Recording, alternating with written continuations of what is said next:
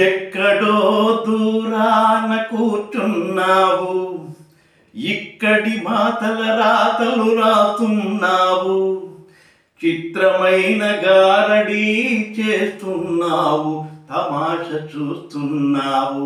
స్వామి, ఎక్కడో దూరాన కూర్చున్నావు, ఇక్కడి మాటల రాతలు రాస్తున్నావు, చిత్రమైన గారడీ చేస్తున్నావు, తమాష చూస్తున్నావు.